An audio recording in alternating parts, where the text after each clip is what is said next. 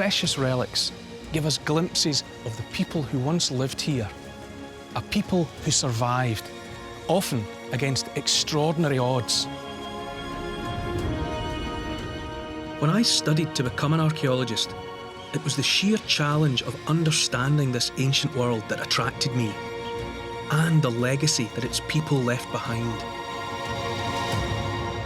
I've come to the coast of South Wales to try and see some of the most intimate and poignant remains in the whole of Britain.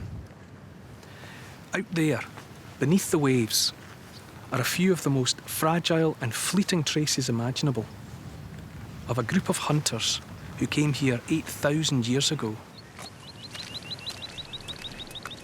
The added challenge out here, as well as the tides, you've also got to deal with the fact that this fantastic evidence is usually concealed under feet of mud as these banks shift about.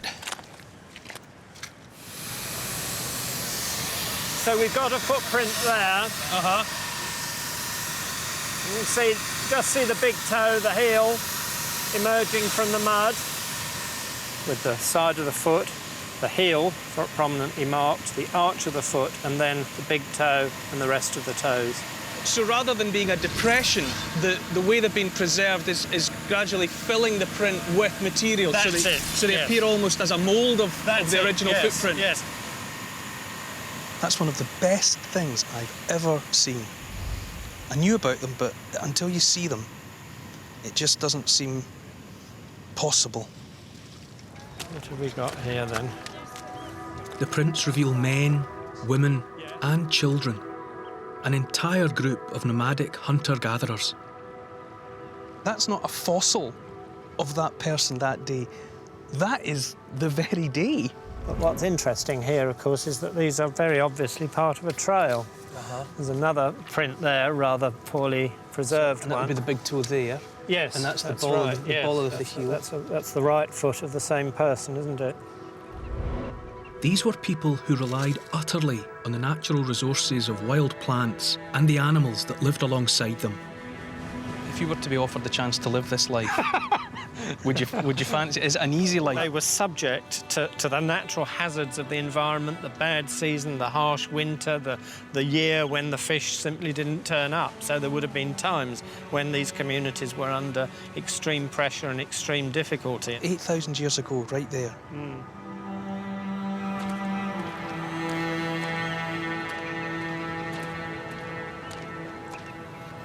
When you delve into the distant past, you soon realise that what you're discovering again and again are stories of survival. Sometimes of evidence, like those faint footprints in the mud. Other times, it's the stories of people defying the odds in a hostile world. A world in which your very existence as a hunter-gatherer depends completely on your understanding of and your connection to the natural environment. Within the storerooms of London's Natural History Museum are the remains of someone who lived a staggeringly long time ago. So long ago that this human has even been classed as a different species. It's a real privilege to see these and to be so close to them. I can feel my hand starting to shake just with being in their vicinity. These are the oldest human remains ever found in Britain. It's two pieces of the same shin bone and two teeth. They were dug up at a place called Boxgrove in Sussex. The two teeth have got tiny scratches on them, and it's thought that they were caused by the way that this person ate meat. That the meat would be gripped in the teeth, and then the other bit slashed away at with a tool. There's enough of the shin bone to let us estimate that the individual stood about 1.8 metres tall, weighing 14 stone. It's always been known as Boxgrove man, but of course from this there's no way of absolutely determining the sex. So it could be Boxgrove woman. So 14 stone and looking like a boxer should have been quite a showstopper. Heaven knows what her boyfriend was like. But perhaps most amazingly of all, Boxgrove man lived 500,000 years ago. Think of that, 500,000 years.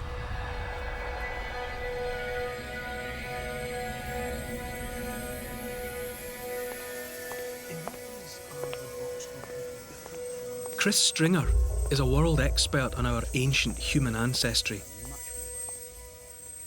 So what follows Boxgrove in the human story?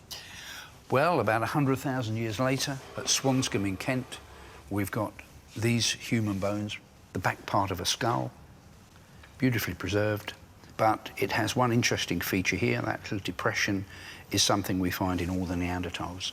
So we think Swanscombe could be a very early member of the Neanderthal line of evolution. So there's Neanderthals in Britain 400,000 years ago? That's right, very early ones, and then for the next 300,000 or 400,000 years, whenever we find people in Britain, they're part of this evolving Neanderthal lineage.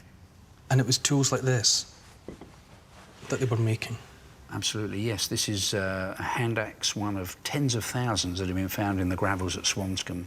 So these people were making these tools and probably using them to butcher animal carcasses. It's amazing, while on the one hand you're talking about a different species of human, different from us, and yet the tools that they made and used fit so naturally into the hand. There's a real link to the humanity of these people, even if they are a different species from us. At what point, then, do we get modern human beings like you and I? Well, much later on. Now, modern humans had been evolving in Africa while the Neanderthals were evolving in Europe and coming to Britain. And about 50 or 60,000 years ago, those modern humans started to come out of Africa, and 40,000 years ago, they're in France. And here's one of the stone tools they were making there. OK, so that's been made by hands the same as ours? Absolutely. Imagine living in a world where there are different species of people, never mind different races or different nationalities. There were several human species on Earth. We were just one of those experiments going on how to be human.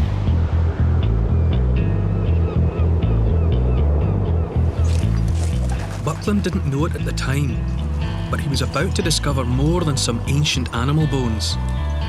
This was going to be the discovery of his life.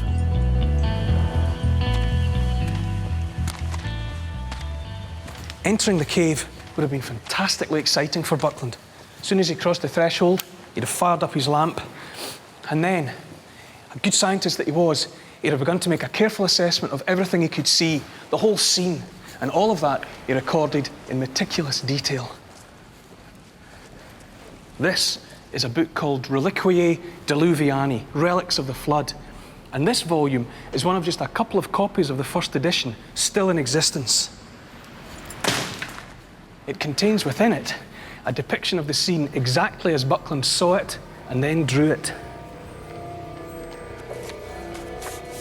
Buckland has very helpfully drawn the whole scene. There's the cave itself from the outside, there's the cliff wall and the man coming down on a rope on the outside. But more interestingly, he's made what is effectively an excavation plan of the floor of the cave. Here are the elephant bones and tusks that drew him to this cave in the first place. More intriguingly, he's also drawn a full-size human skeleton, and it's that human skeleton that secured this cave its place in our history.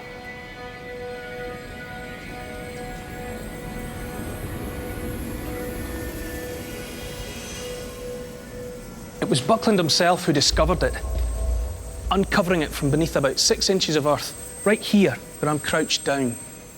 What on earth was going on here? And more importantly, who on earth was it? As it happened, Buckland originally thought he'd found the remains of a local prostitute who had worked here during Roman times, and that when she'd eventually died, she'd been buried in there, far away from civilised society. The Red Lady of Paviland. But Buckland was wrong, because he'd actually stumbled upon human remains from a far more distant past. Today, the Red Lady is kept at the Oxford University Museum of Natural History. Although there's no skull, much of the skeleton has survived. enough for scientists to reveal its story. Within a few decades of Buckland's death, people re-examined the skeleton. They looked at the shape of the pelvis, the shape of the long bones, the shape of the articulation surfaces. Any anatomy student today would recognise this as a skeleton not of a young woman, but of a young man. Forensic analysis also revealed that the so-called Red Lady died young, in his late 20s.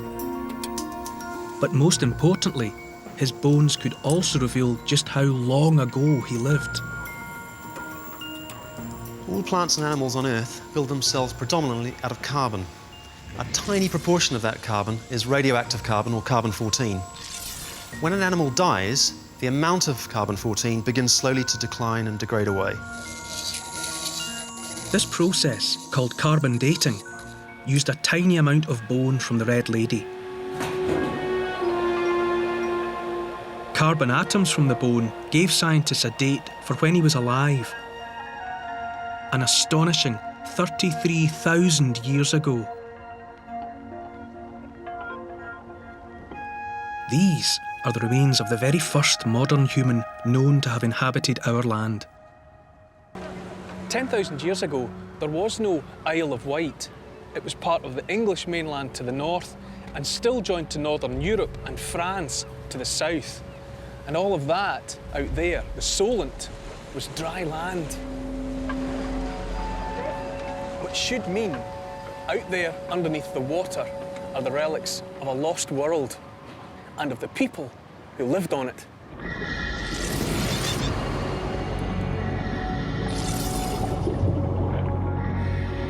It's a world that's being explored by archaeologist Gary Mumber.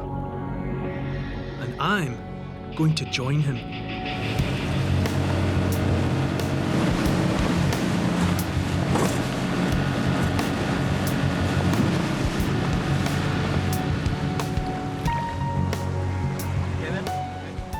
I'm about to go back to a time when rising sea levels were turning land into tidal marsh, when Britain was an island in the making. The site is 8,000 years old, a time archaeologists call the Mesolithic, or Middle Stone Age. It's really opening a picture of Mesolithic period that we're not getting from sites on land. So when sea level was lower, further back in time, and we're finding the well-preserved remains. So it's actually the sea that's going to make it awkward for us, is what has preserved what we're going to see. If it wasn't for the sea, it wouldn't be there.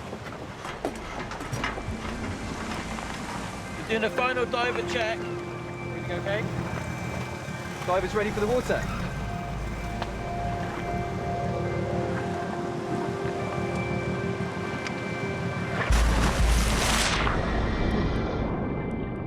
Once, this was home to a coastal community of hunter-gatherers, living a way of life that had barely changed for thousands of years. One of the actually finding the most amazing of all is the fact that we're going to be 30 feet underwater where people once walked.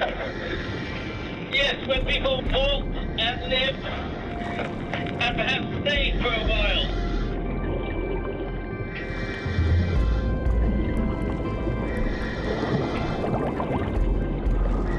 These big bits of timber here, they are all wood. That big bit is possibly part of an old logboat. Unbelievable. This has been eroded. I'm going to bring it to the surface. If we don't lift it, it'll be lost. What's been discovered here is more than an ancient hunting camp. It's the oldest boat-building yard in the world. And it contains fragile evidence of the sophistication of the people who once lived here.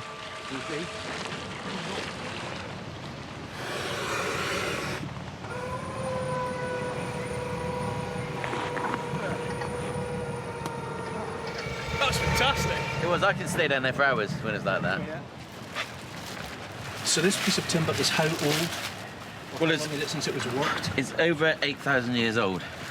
It has come up in association with other bits and pieces, and one piece of timber in particular, which we believe may be part of a logboat. See those grooves? Uh-huh. How clearly defined they are? So that's woodworking, that's not natural erosion. No, that's woodworking. That's obviously part of something with the grooves either side. So someone We'll get more 8,000 years ago evidence. was working with a stone tool to create these grooves. You don't, as a general rule, you just don't see organic material coming out of Mesolithic sites. You get the stone tools, but to see what those stone tools were being used for, it's the other half of the equation. It's pretty unique and very special.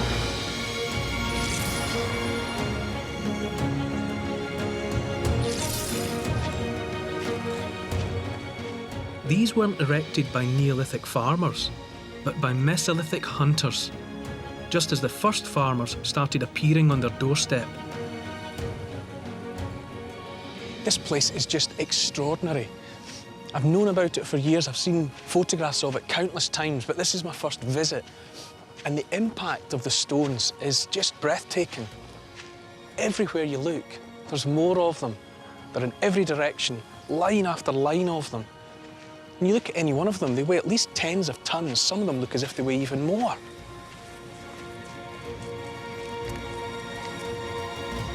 They completely dominate the landscape, everywhere you look.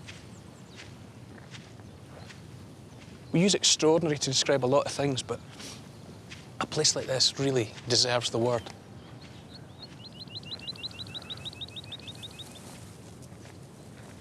What we're looking at is the result of a collision, not just of cultures, but of two completely different belief systems.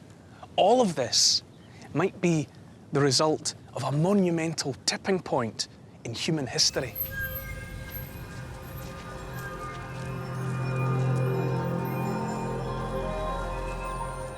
The hunters hauled the stones into place to demonstrate their strength in the face of people they didn't understand. But theirs was the old world. In just a few hundred years, Neolithic culture took over. And many of these great standing stones became building material for something new. Neolithic stone tombs. Archaeologist Serge Cassin has studied them for over 20 years. Is there a connection between the change from lines of stones to tombs like this and the change to farming? Yes, it is probably linked with this new process, this new economy, this full Neolithic, where life of animals, life of plants are very important inside this life cycle.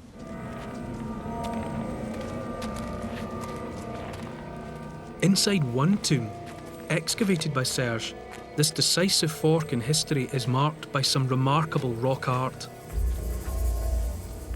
So these are the old-style Mesolithic hunting weapons, almost like a primitive boomerang to kill birds. Exactly. Okay, so this is the old world, very male, very phallic. Yes, exactly.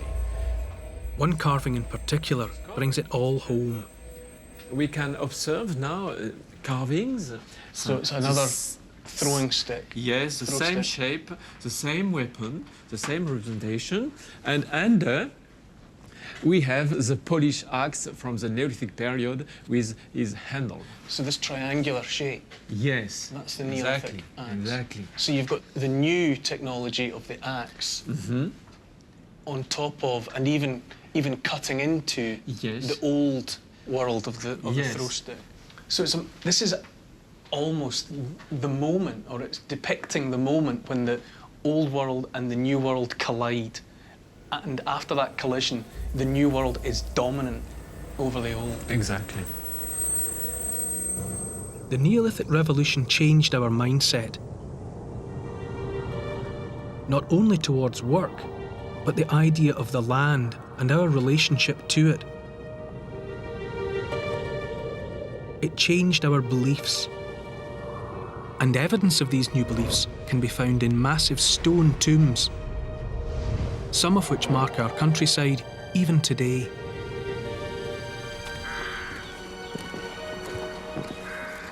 One of the most impressive is in Wiltshire.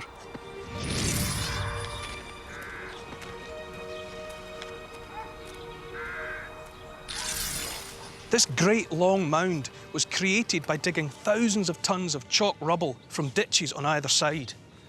Some of the stones weigh 40 tons, and they were hauled here from as much as a mile away. This is the work of a whole community, not just one family. And it's people for whom the creation of this mattered as much or more than anything else they were doing. And these were busy farmers. This isn't just a tomb. This isn't simply about remembering a loved one. This is about creating an entire world, one built by the community of the living for the community of the dead. And wait till you see what's inside. About 40 people were buried in here around 3,600 BC over a period of maybe just 25 years or so. What we think happened was when someone died, if it was deemed appropriate that they become part of this place, then their body would be laid out, maybe nearby, maybe even in here in the passageway. And then the natural process of decomposition would begin, and animals and birds would remove the flesh over a period of time. They weren't laid out as individuals, as intact skeletons. You would have a pile of skulls, then a separate neat pile of vertebrae and another pile of long bones. And that was important because what's going on is a process by which the loved ones cease to be just individuals, members of the community. They become part of one collective presence, the ancestors. Strangely though, tombs like this weren't sealed, but left open. In some ways, they were more akin to temples, which you could enter to commune with the spirits of the dead. And imagine what that felt like for people who truly believed that their loved ones, as well as the ancient dead, were somehow in here, that their will was in here, and that they were watching them and that they were aware. So you would come in here with great reverence and great respect, with the hairs going up on the back of your neck and all over your body, as you wondered what would happen next.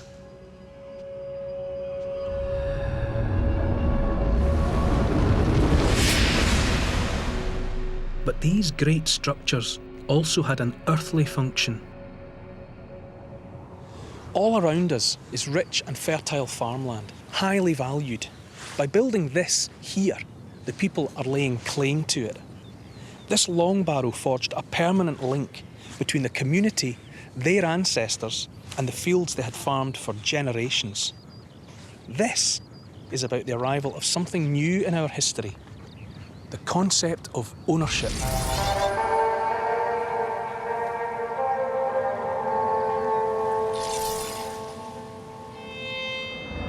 More than 400 of its stones are covered in swirling abstract art, almost half of all the megalithic art in the whole of Western Europe.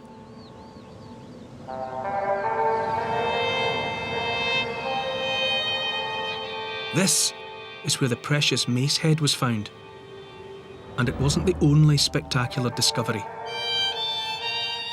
Archaeologist George Ogan has been studying Knowth for 50 years. You could picture that you had a religious person, the equivalent of a priest, you see, who could stand here before the entrance. This is directly opposite the entrance, and in between you have this splendid sandstone, 6 feet or so in height, with the vertical line which leads up the centre of the passage. Back in 1968, George was the first person in modern times to break into the tomb. How long is the passage? About 140 feet. Are you winning? Oh, it'll take me a long time.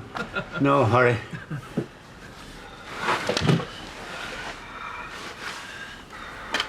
Right. I see why you don't have this place open to the public, George. Yeah. It's not the easiest place. No.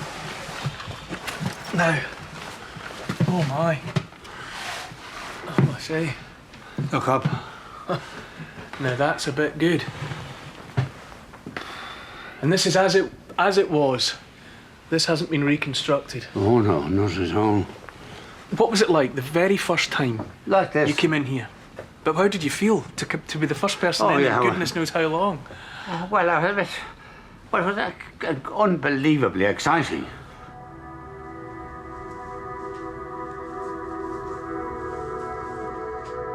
What George found were the untouched remnants of ancient sacred rites. A time capsule of Neolithic belief. Magnificent. And scattered in and around this exquisitely carved basin was evidence of something new in Stone Age society. Burnt human remains.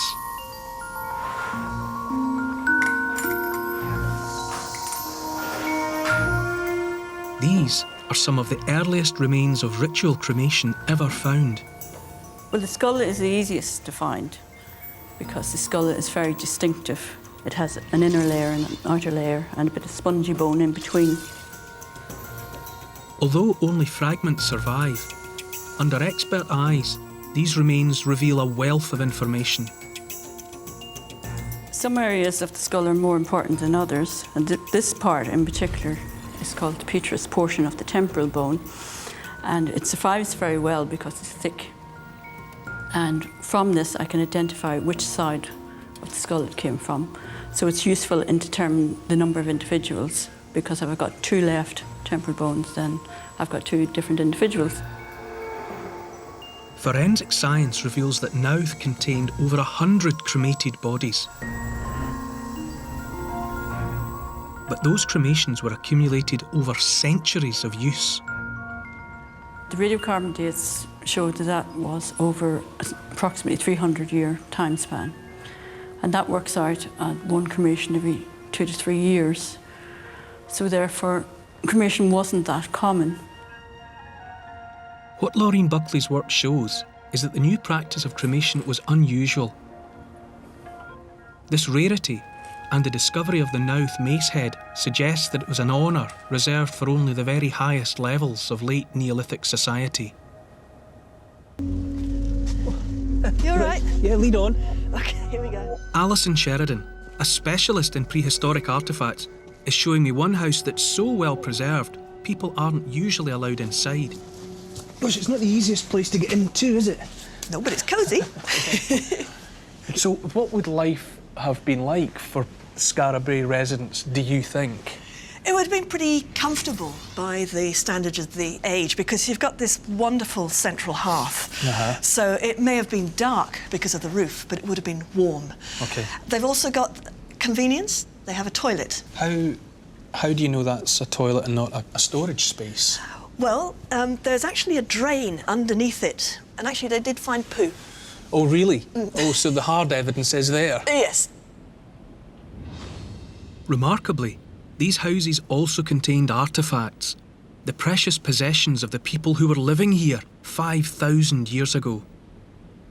Never found anything like this in my entire life. Miserable bits of broken stone was all I ever found. So what have we got? Anything but miserable bits of stone. These are absolutely amazing. What are they generally called if you were to group them as a class of find? Enigmatic carved stone objects. All right. Only because archaeologists haven't worked out exactly what they are. And in the absence of materials that we would consider precious, like gold and silver, I suppose these have to be the equivalent of it because of the time that they represent and the skill that they represent. That's right, because we're in an age that's well before the earliest metal.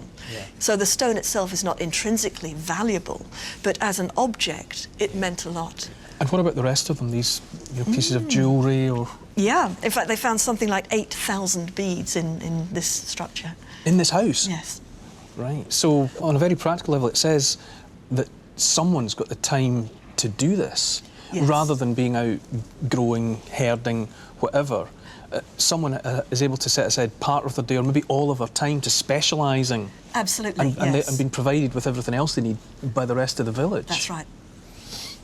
These are just wonders. Which one can I have? I'll take them all. We know where you live. But as well as jewellery and carved stones, this house also revealed a darker secret. Intriguingly, 2 adult women's skeletons were found underneath the bed, uniquely. You mean below floor level? Yes. Right. Yeah. It's as if during the lifetime of the house, they lived here, they died here, they were buried here. And they were put under the bed. It's like Granny under the bed. It was a house for the living, and it's also a house for the dead.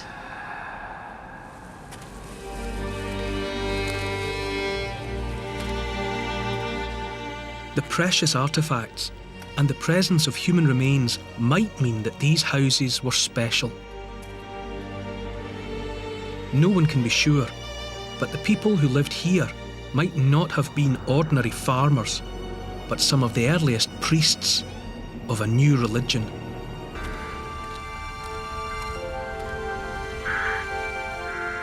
Around 2500 BC, a new generation of builders created their ultimate monument. Using massive blocks of local sandstone, they constructed something unprecedented. A ring of standing stones capped with lintels. Inside, a horseshoe of yet more stones. And at the same time, for good measure, they moved the original boulders of bluestone right into the centre. Unlike the bluestones, these gigantic sarsens were only transported 20 miles or so from up the road. But given that each one weighs anything up to 40 tons, well, the effort required to shift them was phenomenal. This new Stonehenge marked special days in the cosmic calendar.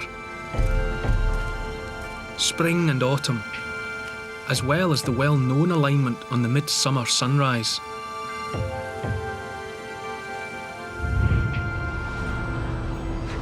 But the midsummer sunrise exactly matches another event, the setting sun.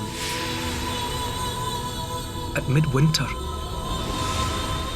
The latest evidence suggests that our most famous prehistoric monument of all might not have been a celebration of summer and life, but a commemoration of winter and death.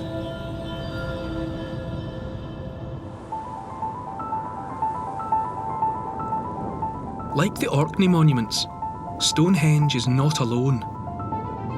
Nearby, this field contains all that remains of an ancient site of winter gathering.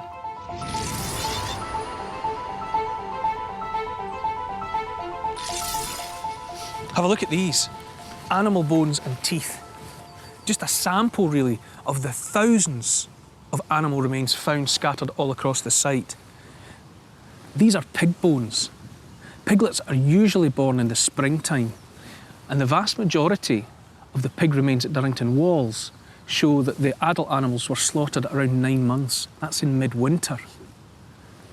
Also, the teeth reveal that the animals had been specifically fattened up prior to the feasting, and we can tell this because the teeth are rotten.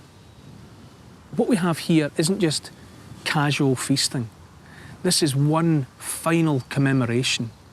It's one big celebration of life before the ancestors commenced their journey to Stonehenge and the land of the dead. It's thought that each winter people would come here from hundreds of miles around to commemorate the lives of their ancestors and to ensure the souls of the recently dead reached the safety of the afterlife at Stonehenge itself.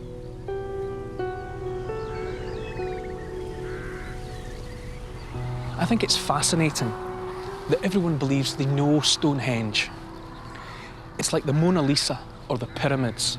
It's so familiar, it's hard to see it with fresh eyes. But I think we've discovered something by coming here. I think we've discovered a new Stonehenge. And it's as far from the golden warmth of a midsummer sunrise as it's possible to get. It's somewhere that still carries a charge. You can feel it. And if you come here at midwinter, you can feel that charge just a little bit more. The coldness of the stones, the open landscape, It's not hard to believe that this place is somewhere that belongs to the dead.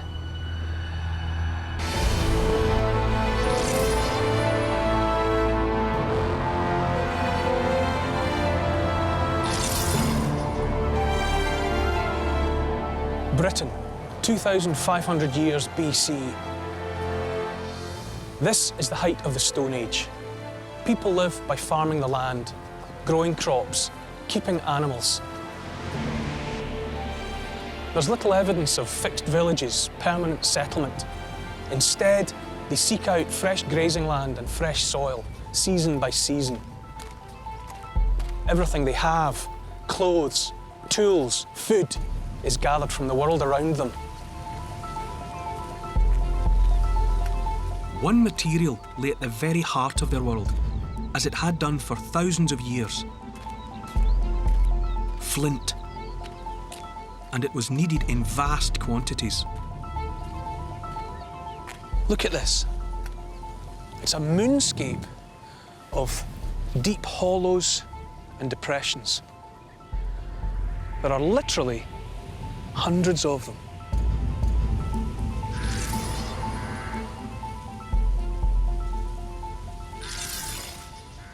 And these aren't the product of ancient farming or ancient settlements. All of this was created by ancient industry. Each one of these hollows is the remnant of an ancient mine shaft, and there are 433 of them.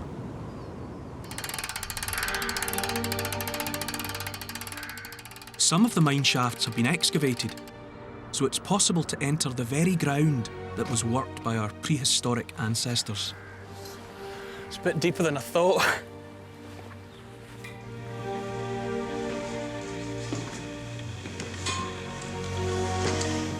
Each shaft leads to a network of tunnels, hacked from the chalk bedrock with basic tools.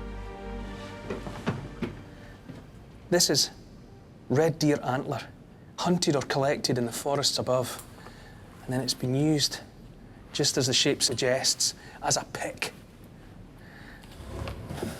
You can see just how cramped the conditions are down here. And some of the tunnels are so small.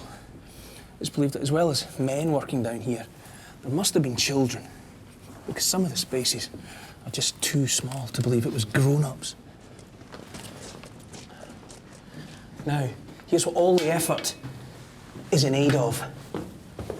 This black stuff here, this is flint. They would have found a complete floor, like a black floor of flint, as if a black liquid had flowed in and solidified. It's like glass or treacle toffee. In any case, this is what this mine was all about.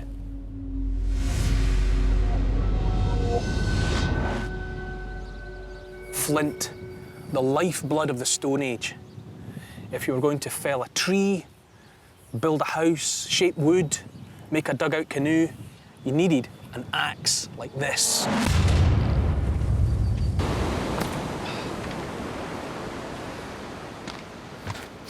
Bear with me. Apparently it's quite distinctive when you see it. If you don't break an ankle on the way. Look, the secret to all of this, what those early metalworkers were on the hunt for, is in this ribbon of black and white rock. It's very distinctive. See it? It's called cassiterite, a rock that contains tin.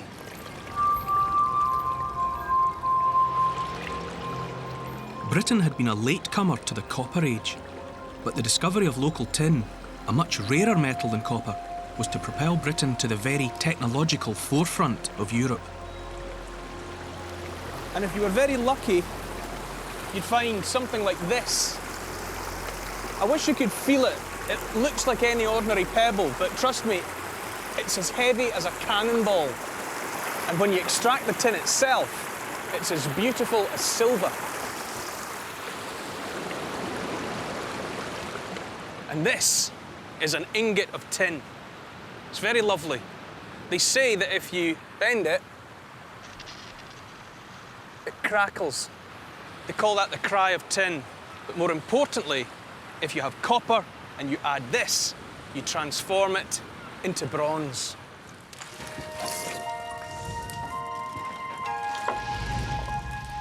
If you control the bellows speed, it'll hold the perfect temperature for casting.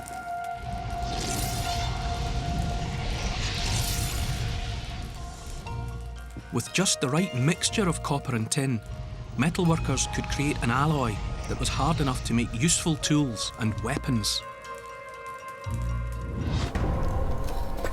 OK, in you go. Bit lower. Fine one. There you go.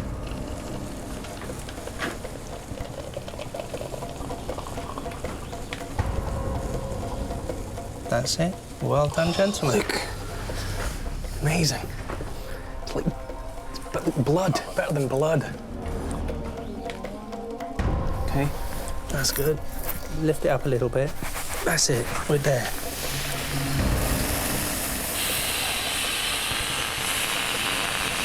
Wow. It's so visceral, isn't it? Oh, definitely.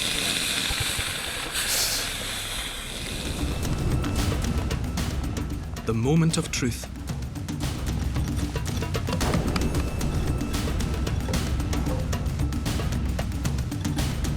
There we go. Look at that, behold.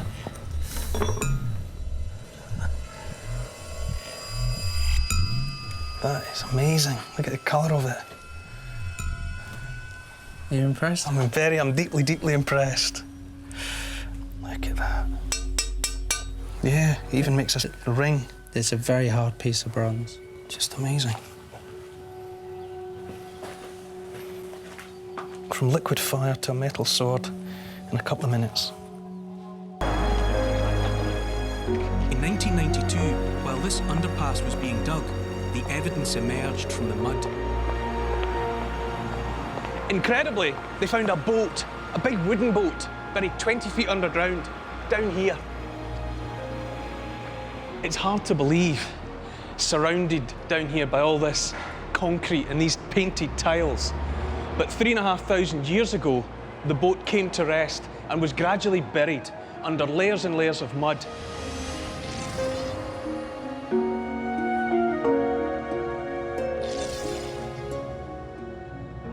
And here it is. This, quite simply, is the oldest surviving seagoing vessel in the world.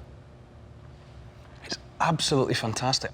At first sight, it's honestly one of the most impressive archaeological finds I've ever laid eyes on. Originally up to 20 metres long, the Dover boat would have carried cargo between Britain and mainland Europe. Scrap bronze and other metals, perhaps also wool and fabrics. A vessel this size would obviously have taken some skilled handling. It must have been either paddled with several of these, or the thinking more recently has been that it might have been rowed, like a rowing boat on a paddling pond, only on a much grander scale. I've actually been given the privilege of going inside the case. This is the magic handle that opens the door. You don't get to do this in normal life.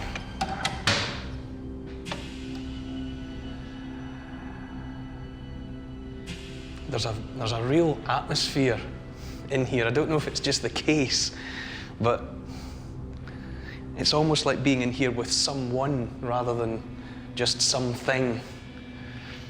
It's as if the Bronze Age is, and Bronze Age people are preserved in here.